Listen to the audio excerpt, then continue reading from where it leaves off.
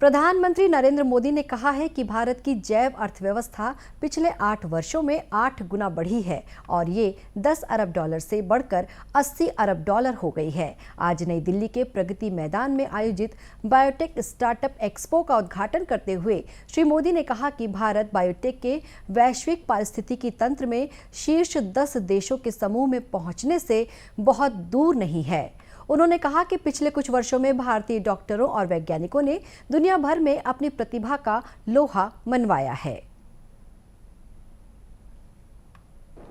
बीते 8 साल में भारत की बायो इकोनॉमी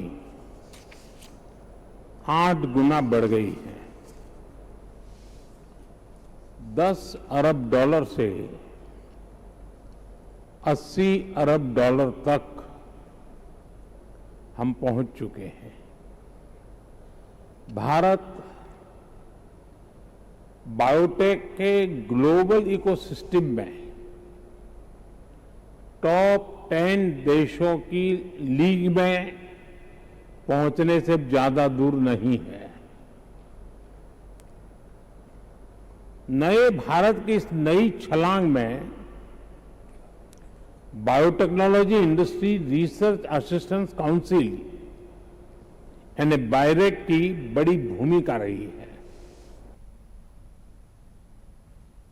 प्रधानमंत्री ने कहा कि ये दशक भारत का डेकेड कहलाएगा। उन्होंने कहा कि आज जब भारत स्वतंत्रता के 75 वर्ष मना रहा है, बायोटेक क्षेत्र अगले 25 वर्षों के लिए विकास की पहल को गति देने में महत्वपूर्ण भूमिका निभाएगा। श्री मोदी ने कहा कि भौतिक और डिजिटल बुनियादी ढांचे में सरकार के अभूतपूर्व निवेश ने बायोटेक क्षेत्र को गति प्रदान की है।